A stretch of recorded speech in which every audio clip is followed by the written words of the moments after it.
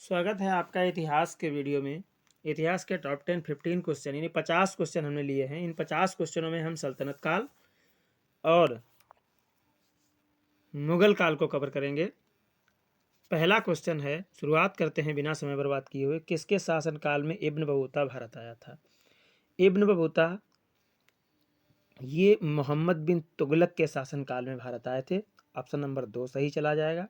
इसके बारे में थोड़ा सा और देख लेते हैं कि मोहम्मद बिन तुगलक के काल में आया था, लेकिन कब आया था अगर सन पूछ देगा तो बताएंगे हम 1333 ईस्वी में आया था। कहाँ का निवासी था पूछ देगा तो मोरक्को का निवासी था। मोरक्को का निवासी था। मोरक्को कहाँ है? मोरक्को है अफ्रीका में। ठीक है। इसके बाद में अगर पूछ दिया जाए इसका मूल नाम क्या था तो अब्दुल्ला मोहम्मद बिन बतूता। इसका नाम क्या था? अब्दुल्ला मोहम्मद बिन बतूता, ये इनका नाम था। इसके बाद में इसे क्या किया? मोहम्मद बिन तुगलक ने क्या नियुक्त किया? दिल्ली का काजी नियुक्त किया। दिल्ली का काजी नियुक्त किया। इसे भेजा कहाँ था? मोहम्मद बिन तुगलक ने अपना राजदूत बना करके चीन भेजा था। ठीक है। इनका एक रेहला रेहला लिखा है। ये क्या है? यात्रा वृत्तांत है इनका। रेहला किसने? इब्न बतूता ने लिखा। ये क्या है? यात्रा वृत्तांत है। उसने अपनी यात्रा को लिखा है इसमें। चलिए नेक्स्ट क्वेश्चन है। एक एक क्वेश्चन को इस तरीके से लेकर के चलेंगे कि एक क्वेश्चन में 10 क्वेश्चन आपके तैयार होंगे। कोई भी बनने वाला क्वेश्चन हम छोड़ेंगे नहीं। लौह और रक्त की नीति किसने अपनाई थी? लौह और रक्त की नीति अपनाई थी बलबन ने। बलबन के बारे में जान लेते हैं। ये गुलाम वंश का शासक था। पूछ दिया जाए बलबन किस वंश का शासक था तो हम लिखेंगे कि बलबन गुलाम वंश का शासक था। और इसने एक और चलाया था सिजदा और पैबोस प्रथा। किसने चलाई थी? सिजदा पैबोस, ये प्रथा किसने चलाई थी? तो ये बलबन ने चलाई थी। इसके बाद में नवरोज नवरोज उत्सव किसने शुरू किया था? ये बलबन ने शुरू किया था। बलबन से बनने वाले आपके क्वेश्चन हो गए। नेक्स्ट क्वेश्चन है, भारत पर तैमूर ने किस वर्ष आक्रमण किया था? भारत पर तैमूर ने 1398 में आक्रमण किया था। तैमूर ने भारत पर। तैमूर के बारे में आगे क्वेश्चन टाइप किया गया, उसमें हम बताएंगे आपको कि और ये किस वंश? तुगलक वंश के शासन। तुगलक वंश के शासन था उस समय जब इन्होंने आक्रमण किया था 1398 में। अगला क्वेश्चन है, किस शासक ने भारत में तुगलक वंश की नींव रखी थी? तुगलक वंश की नींव भारत में किस शासक ने रखी थी? ऐसा क्वेश्चन है। तुगलक वंश की नींव गयासुद्दीन तुगलक ने रखी थी। किसने? गयासुद्दीन तुगलक ने रखी थी। गयासुद्दीन तुगलक तुगलक वंश का संस्थापक था और इसका नाम था गाजी मलिक। एक नाम क्या था? गाजी मलिक। ठीक, गाजी मलिक इसका नाम था। और ये कब गद्दी पर बैठा था? दिल्ली की गद्दी पर गाजी मलिक 1320 ईस्वी में बैठा। अगर पूछ दिया जाए कि तुगलक वंश की नींव रखने वाले गयासुद्दीन तुगलक गयासुद्दीन तुगलक कब शासक हुआ बना तो ये 1320 में बना। और इसने कौन कौन सा निर्माण कराया? इसने सिंचाई के लिए नहरें और पानी के लिए कुएं खुदवाए। ठीक है। इसके बाद में एक और इसका इम्पॉर्टेंट क्वेश्चन बनता है, तुगलकाबाद शहर किसने बसाया? तुगलकाबाद शहर तुगलकाबाद शहर बसाया है गयासुद्दीन तुगलक ने। किसने बसाया? गयासुद्दीन तुगलक ने। और इसके बाद में इसका उत्तराधिकारी कौन था? उसका पुत्र मोहम्मद बिन तुगलक। इसका पुत्र कौन था? मोहम्मद बिन तुगलक। मोहम्मद बिन तुगलक। और इसका उत्तराधिकारी मोहम्मद बिन तुगलक का था फिरोज तुगलक। फिरोज तुगलक। इससे बनने वाले क्वेश्चन सारे हो गए। आगे बढ़िए। दिल्ली में अलाउद्दीन खिलजी के शासनकाल की अवधि क्या थी? दिल्ली में अलाउद्दीन खिलजी ने कब से कब तक शासन किया? इन्होंने शासन किया है 1296 से लेकर के 1316 तक शासन किया। 1296 में ये गद्दी पर बैठे और 1316 में ये गद्दी से मतलब इनका शासन खत्म हो गया। इनका शासन कहाँ फैला था? अफगानिस्तान से उत्तर मध्य भारत तक। उत्तर मध्य भारत तक। इनसे बनने वाले और क्वेश्चन हैं, बताए दे रहे हैं हम आपको। 1298 में इन्होंने क्या किया, गुजरात विजय किया, ठीक है। इसके बाद में 1299 में क्या किया, जैसलमेर विजय किया, ठीक है।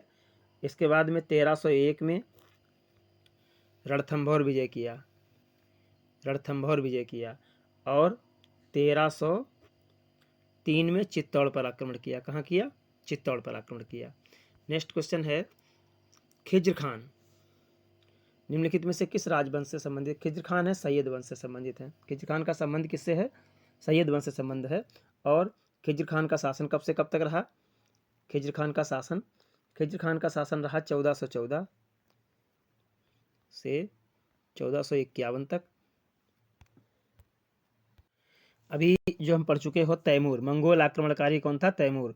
उसको खिज्र खान ने क्या दी थी? सहायता दी थी। और उस सहायता के बदले में तैमूर ने इनको क्या क्या दिया था, वो हम लिस्ट बाकायदा आपको लिस्ट बना रहे हैं। उन्होंने लाहौर, मुल्तान और दीपालपुर, इतने नगरों की सूबेदारी इनको सौंप दी थी, ठीक है। और उसके बाद में खिज्र खान ने रैयत ए आला, कौन सी? रैयत ए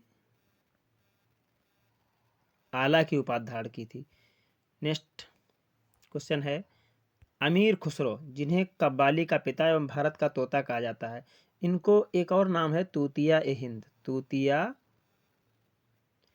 ए हिंद के नाम से किसे जाना जाता है? वो भी अमीर खुसरो हैं। भारत का तोता किसे जाना जाता है? ये भी अमीर खुसरो हैं, ठीक है।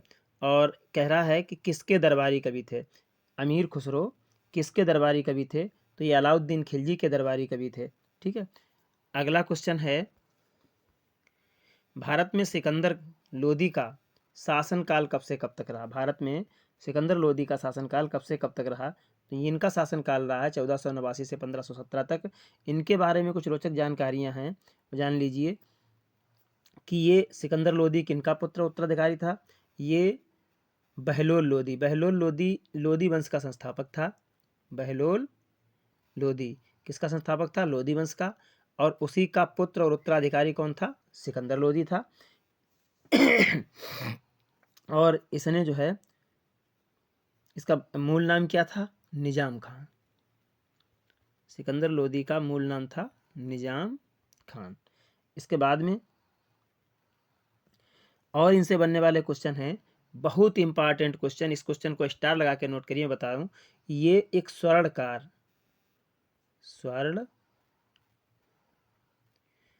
माँ का बेटा था। इसकी माँ कौन थी? एक स्वर्णकार हिंदू माँ थी, उसकी ये संतान था। और इसकी मृत्यु कैसे हुई? 1517 महीना था 21 नवंबर 1517 में इसकी मृत्यु हुई थी। किससे हुई थी? गले की बीमारी से। ये क्वेश्चन कई बार पूछा गया। निम्नलिखित में से गले की बीमारी से किसकी मृत्यु हुई थी? वो सिकंदर लोदी की हुई थी। नेक्स्ट क्वेश्चन है, अलाउद्दीन खिलजी द्वारा बनाया गया प्रसिद्ध अलाई दरवाज़ा कहाँ स्थित है? अलाउद्दीन खिलजी के द्वारा जो अलाई दरवाज़ा बनाया गया है वो नई दिल्ली में स्थित है। कहाँ स्थित है? नई दिल्ली में। और ये किस कला में है? इस्लामी वास्तुकला में। इस्लामी वास्तुकला का ये एक उदाहरण है। नेक्स्ट क्वेश्चन है, दिल्ली में कुतुब मीनार दुनिया का सबसे ऊंचा ईंट का बना मीनार है। इसमें से कौन से राजा ने इसके निर्माण में योगदान नहीं किया? इसको 3 राजाओं ने बनवाया था कुतुब मीनार को। उनमें से जो अलाउद्दीन खिलजी हैं, ऑप्शन नंबर 3 सही चला जाएगा। इनका कोई योगदान इसमें नहीं है, ठीक है। और पहले तो देख लीजिए, अगर कभी इसकी ऊंचाई पूछी जाती है, कुतुब मीनार की ऊंचाई, तो ऊंचाई आप लिखेंगे 72.5 और इसका व्यास कितना है? 14.3। ये सारी मीटर में है, ठीक है भुजाएं। अब पूछा जाए इसका ऊपरी जो हिस्सा, जो ऊपर चोटी का हिस्सा है, उसका व्यास कितना है? उसका 2.75 मीटर व्यास है। ये तो रही कुतुब मीनार के बारे में जानकारी। अब इसके निर्माणकर्ताओं के बारे में जानकारी हम आपको बता दें। सबसे पहले कुतुबुद्दीन ऐबक का नाम लेते हैं। कुतुबुद्दीन ऐबक ने इसकी नींव रखी थी। किसकी? इसकी नींव रखी थी। इसकी नींव रखने के बाद इनकी मृत्यु हो गई और ये उसका आधार ही बनवा सके। इसके बाद में इसकी 3 मंजिल इमारत किसने पूरी की? इल्तुतमिश ने। 3 मंजिल इमारत किसने पूरी की? इल्तुतमिश ने पूरी की। इल्तुतमिश के बाद में 3 मंजिल इमारत पूरी होने के बाद में फिरोज़ शाह तुगलक आए और फिरोज़ शाह तुगलक ने इसको 3 मंजिल से 2 मंजिलें और बढ़ा करके 5 मंजिल तक इसका निर्माण पूरा किया। ये 5 मंजिला इमारत है कुतुब मीनार। ठीक है।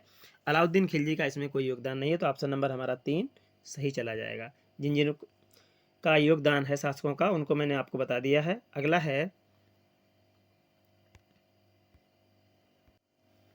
तारीख ए फिरोज शाह के लेखक हैं। तारीख ए फिरोज शाह के लेखक हैं जियाउद्दीन बरनी, हसन निजामी, इसामी, इब्न बतूता। अब इनमें से जियाउद्दीन बरनी जो है ऑप्शन नंबर 1 पे जो दिए हुए हैं, ये तारीख ए फिरोज शाही के लेखक हैं और ये एक इतिहासकार थे। क्या थे? इतिहासकार भी थे। नेक्स्ट क्वेश्चन है, निम्नलिखित में से कौन दिल्ली सल्तनत के इतिहास का लेखक नहीं था? दिल्ली सल्तनत के इतिहास का लेखक नहीं था। ये क्वेश्चन बहुत इंपॉर्टेंट है, एग्जाम में ट्रेंड करने के लायक है कि दिल्ली सल्तनत के इतिहास का लेखक इनमें से कौन नहीं था। अब्बास खां शेरवानी का नाम जो दिया हुआ है सबसे ऊपर, ये दिल्ली सल्तनत काल के इतिहास के लेखक नहीं थे। अमीर खुसरो भी हैं, जियाउद्दीन बरनी है, मीनू सिराज भी हैं। अब इन्होंने क्या क्या लिखा है इसके बारे में हम आपको बारी बारी बता रहे हैं। पहले तो आप हमारा आता है अमीर खुसरो। अमीर खुसरो ने खजाइन क्या लिखा है? खजाइन और उल फुतुह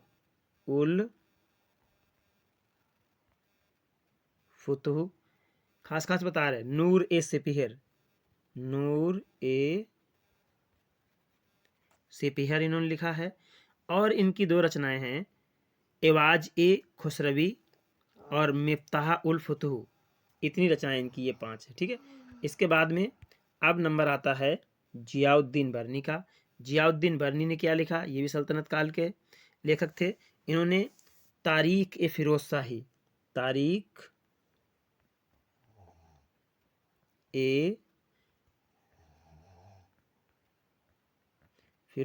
लिखा है।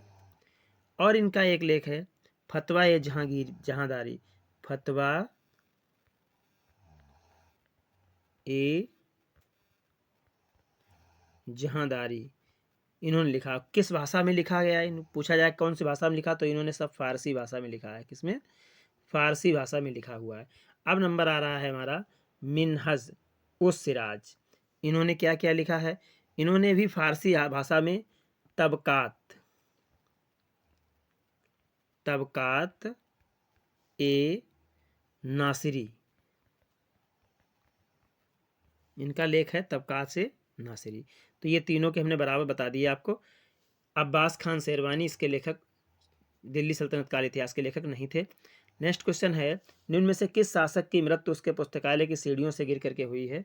ये पुस्तकालय की सीढ़ियों से गिरकर जो मृत्यु हुई है वो मुगल साम्राज्य के शासक थे और उन शासक का नाम था हुमायूं। क्या नाम था? हुमायूं। इन्होंने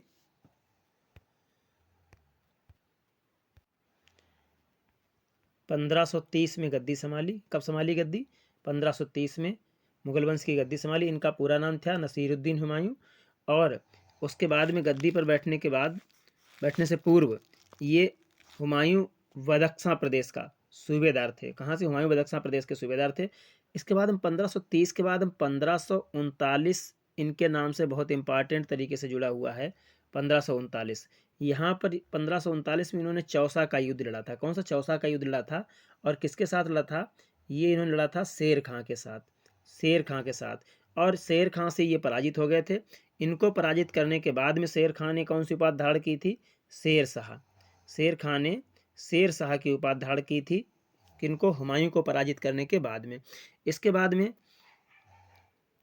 जो शेर शाह की पदवी ग्रहण करने के बाद में 1540 का एक और हुमायूं से युद्ध जुड़ा हुआ है। 1540 में हुमायूं एक बार फिर शेर खां से पराजित हुए। अब ये कहाँ पर पराजित हुए थे? 1540 में ये कन्नौज के युद्ध में पराजित हुए थे।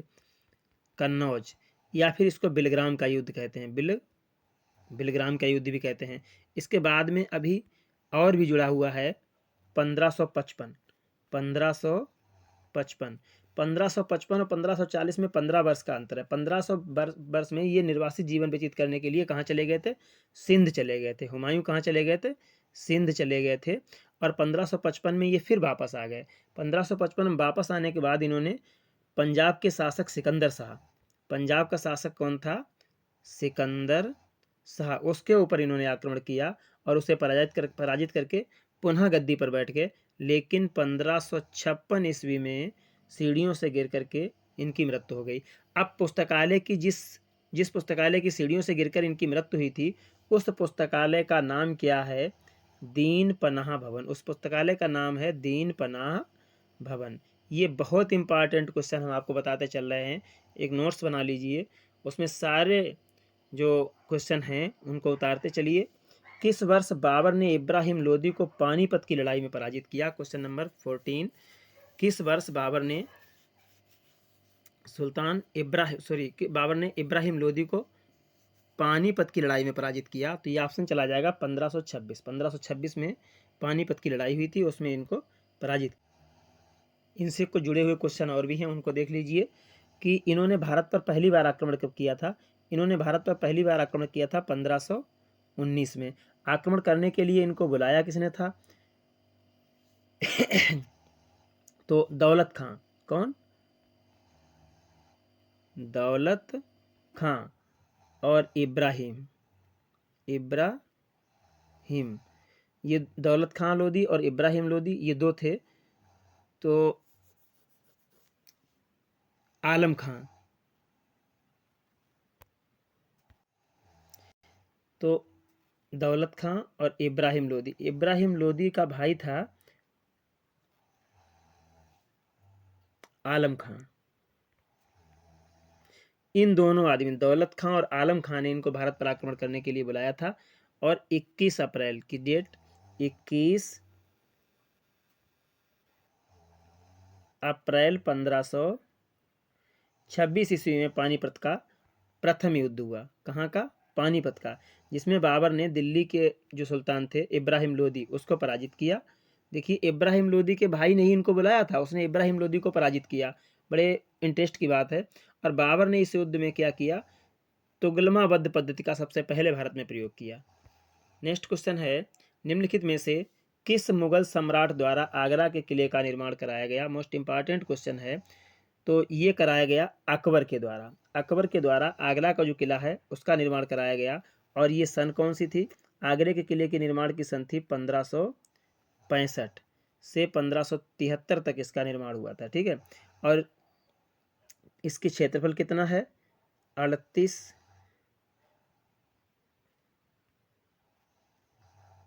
3,80,000 वर्ग मीटर में ये फैला हुआ है। ठीक है। और इसके बारे में और भी क्वेश्चन बनते हैं कि ये किस पत्थर से बना है लाल किला आगरा का? तो लाल बलुआ पत्थर से ये बना हुआ है। और इसको एक यूनेस्को द्वारा जो विश्व धरोहर स्थल घोषित किया गया है, वो कब किया गया है? 1983 में यूनेस्को के द्वारा इसको विश्व धरोहर स्थल घोषित किया गया। मुगल शासन के दौरान कोतवाल की सही भूमिका क्या थी? युद्ध के लिए सेवा का नेतृत्व करना, राजकोष को बनाए रखना, राजस्व एकत्रित करना, कानून और व्यवस्था बनाए रखना। बहुत इंपॉर्टेंट क्वेश्चन है। तो इसमें कोतवाल की सही भूमिका क्या थी? कानून और व्यवस्था बनाए रखना, ये कोतवाल की सही जिम्मेदारी थी, भूमिका थी।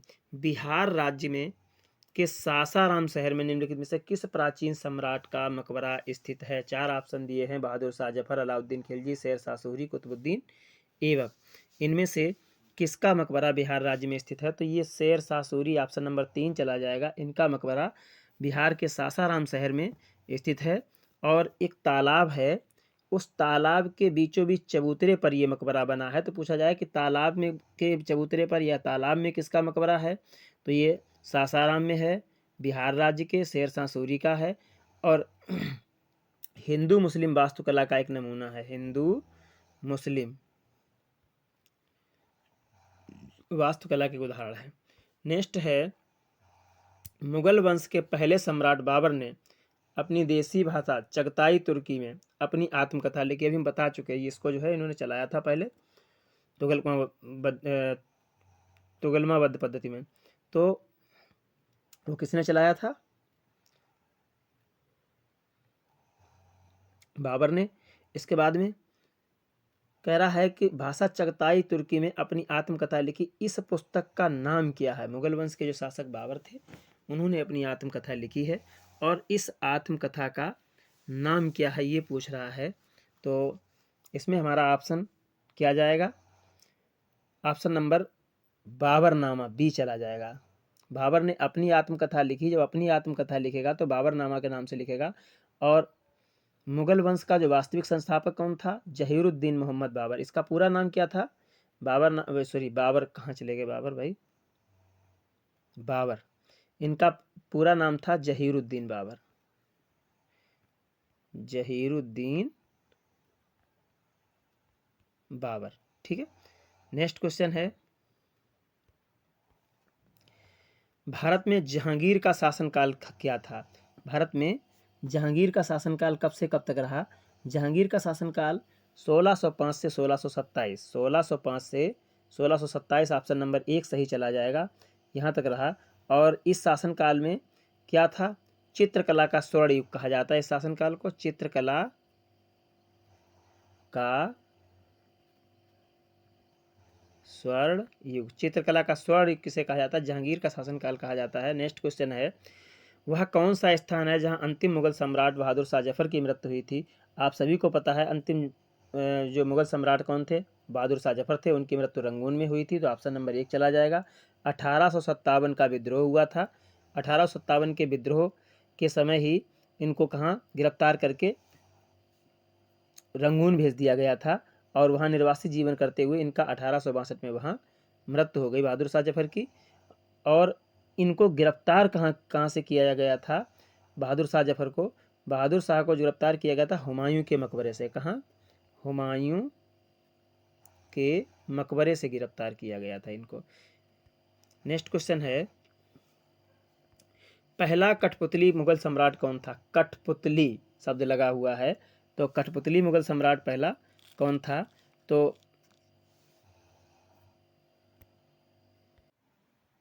बड़ा इंटरेस्टिंग क्वेश्चन है। तो देखिए, ये जो है इसका ऑप्शन जाएगा जहांदार शाह। क्या जाएगा? जहांदार शाह। इसके बारे में बताएं, ये किसका पुत्र था? ये बहादुर शाह का पुत्र था। किसका था? बहादुर शाह। बहादुर शाह के 3 पुत्र थे। तीनों पुत्र कौन कौन से थे? जहांदार शाह एक तो पहले ही था, ये ऊपर दिए हुए हैं। नंबर 2 पे कौन थे? अजीम उस अजीम उस शान। और तीसरा पुत्र इनका था जहान शाह। जहान शाह। इन तीनों पुत्रों में गद्दी के लिए लड़ाई हुई, और जब गद्दी के लिए लड़ाई हुई तो इन्होंने जो है जहांदार शाह ने जुल्फ़िकार खां का सहयोग लिया, और 51 वर्ष की आयु में इन्होंने 1712 में मुगल सिंहासन हासिल कर लिया। 1712 में इन्होंने, कब? 1712 में मुगल सिंहासन हासिल कर लिया। किसने कर लिया? जहांदार शाह ने। और जहांदार शाह ने जब मुगल सिंहासन हासिल कर लिया तो ये जुल्फ़िकार खां को, इन्होंने जिनके सहयोग से इन्होंने गद्दी हासिल की थी, जुल्फ़िकार खां के सहयोग से विजय प्राप्त की थी, उन्हीं को इन्होंने अपना प्रधानमंत्री नियुक्त कर दिया। और इन्हीं का, जुल्फ़िकार खां का ये जो है कठपुतली बन के रहा, इसीलिए कठपुतली सम्राट इसको कहा जाता है। पूरा क्वेश्चन, पूरा हमने इतिहास इसका समझा दिया आपको। अगला है, विश्व प्रसिद्ध मोर सिंहासन का निर्माण और उसकी लाल किले में स्थापना निम्न में से किस मुगल शासक ने की थी? तो ये थे शाहजहां। शाहजहां ने मयूर सिंहासन या मोर सिंहासन का निर्माण कराया था, और इसको अपने दिल्ली के लाल किले में स्थापित कराया। और वहां से लूट कर इन्हें कौन ले गया? नादिर शाह। नादिर शाह इसे वहां से लूट कर ले गया, और कहाँ ले गया? वो ईरान ले गया इसे। ये क्वेश्चन तीनों पूछे जाते हैं, ये कि सिंहासन, मयूर सिंहासन का निर्माण किसने कराया, इसे कहाँ स्थापित कराया? दिल्ली के लाल किले में। यहाँ से लूट कौन ले गया? नादिर शाह। कहाँ ले गया? ईरान में ले गया लूट करके इसको। ठीक है। नेक्स्ट क्वेश्चन है, अकबर के दरबार में प्रसिद्ध कवि थे। अकबर के दरबार में प्रसिद्ध कवि कौन था? अकबर के दरबार में सबसे प्रसिद्ध कवि कौन था? रहीम खान। ठीक है, अकबर के दरबार में रहीम खान। और इनका पूरा नाम क्या था? अब्दुल रहीम खान खाना। अब्दुल रहीम खान खाना इनका पूरा नाम था। ठीक है, नेक्स्ट क्वेश्चन है, अकबर के नवरत्न के बारे में इनमें से कौन सा सही ढंग से मेल नहीं खाता है?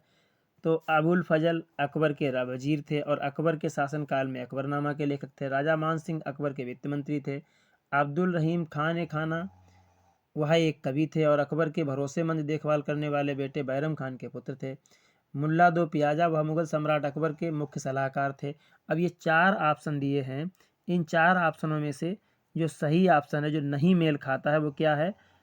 मान सिंह अकबर के वित्त मंत्री थे। मान सिंह अकबर के वित्त मंत्री नहीं थे, यही ऑप्शन हमारा सही चला जाएगा। बाकी ये तीनों ऑप्शन सही हैं, ये मेल नहीं खा रहा है। मान सिंह किसका? राजा भारमल का पौत्र था। किसका? भारमल।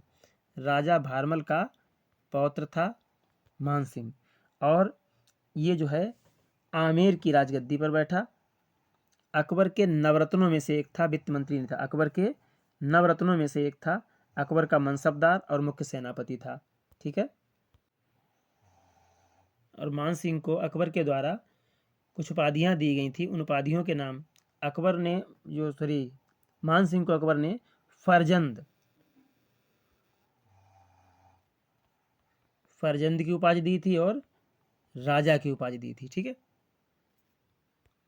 नेक्स्ट क्वेश्चन है, औरंगजेब का पुत्र था। औरंगजेब का पुत्र कौन था? औरंगजेब का पुत्र था शाहजहां। नेक्स्ट क्वेश्चन है, पानीपत का द्वितीय विश्व युद्ध किस किस के बीच लड़ा गया? बाबर और लोधी, अकबर और हेमू, अली राजा चंद्रगुप्त मौर्य, अकबर और लोधी। इन में से किस किस के बीच पानीपत का युद्ध लड़ा गया? ये पानीपत का युद्ध लड़ा गया था अकबर और हेमू के बीच में। अकबर और हेमू के बीच में लड़ा गया था पानीपत का युद्ध। नेक्स्ट क्वेश्चन है, इनमें से कौन सा मुगल बादशाह शराब को छूता तक नहीं था? औरंगजेब जो था वो शराब को छूता तक नहीं था। नेक्स्ट क्वेश्चन है, किस मुगल बादशाह ने इलाहाबाद को अपनी राजधानी बनाया? ऐसा कौन सा मुगल बादशाह था जिसने इलाहाबाद को अपनी राजधानी बनाया था? ये मुगल बादशाह था शाह आलम। शाह आलम द्वितीय। नेक्स्ट क्वेश्चन है, प्रारंभ में अकबर का संरक्षक कौन था? सबसे पहले अकबर का संरक्षक कौन था? वह बैरम खान था अकबर का संरक्षक। नेक्स्ट क्वेश्चन है, हुमायूं की दुर्घटना में आकस्मिक मृत्यु के उपरांत उनके बेटे अकबर को कहाँ मुगल सिंहासन पर बैठाया गया? हुमायूं अभी आप पढ़ चुके हैं कि हुमायूं की मृत्यु कहाँ हुई थी। हुमायूं की मृत्यु दीन पनाह भवन से पुस्तकालय से गिर करके हुई थी। और उस समय हुमायूं का जो पुत्र है अकबर, इनकी उम्र मात्र कितनी थी? 14 वर्ष की उम्र थी। और 14 वर्ष की उम्र में इनको पंजाब के कालानौर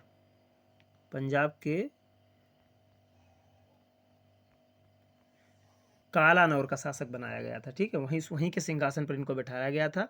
राज तिलक को इनको मतलब औपचारिकता बादशाह घोषित कर दिया गया था। नेक्स्ट क्वेश्चन है, निम्नलिखित में से किन सम्राटों के शासनकाल में भारत का पहला मुद्रा रुपया मुद्रित हुआ? भारत का जो पहला मुद्रा रुपया कब छपा? किस सम्राटों के शासनकाल में ये छपा था? तो ये छपा था शेर शाह सूरी। शेर शाह सूरी के शासनकाल में पहला मुद्रा रुपया जारी किया गया था। इसके अलावा इनमें 3 धातुओं के सिक्के और थे।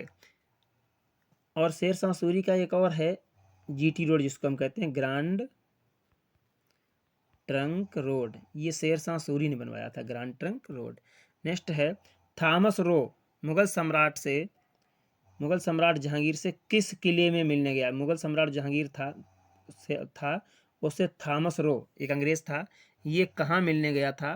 तो ये 1615 ईस्वी का समय था जब ये मिलने गया था और अजमेर के किले में मिला था। कहाँ मिला था? अजमेर के किले में, जो आजकल अजमेर कहाँ है? राजस्थान में है।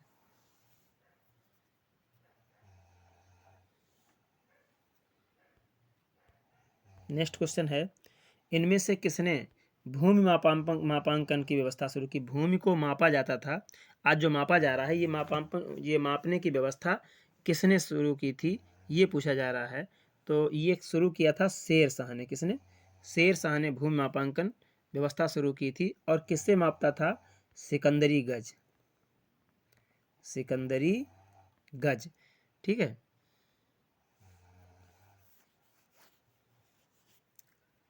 और एक बार एक क्वेश्चन ये भी पूछा गया कि सिकंदरी गज क्या था? ये सन की डंडी थी, लकड़ी थी, सन एक पौधा होता है, उसकी डंडी से नापा गया था। और कितना था ये? इसकी माप क्या थी? इसकी माप थी 32 अंक हुआ करते थे। इस पे तीनों क्वेश्चन बनने वाले हमने आपको बता दिए। नेक्स्ट क्वेश्चन है, इनमें से किसने अकबर की धार्मिक नीति की आलोचना की? अकबर की जो धार्मिक नीति थी उसकी आलोचना किसने की थी? बदायूनी। जो बदायूनी थे, इन्होंने इनकी धार्मिक नीति की आलोचना की थी। नेक्स्ट क्वेश्चन है, इनमें से कौन सा मुगल सम्राट अनपढ़ था? अकबर, शाहजहां, औरंगजेब, बहादुर शाह जफर।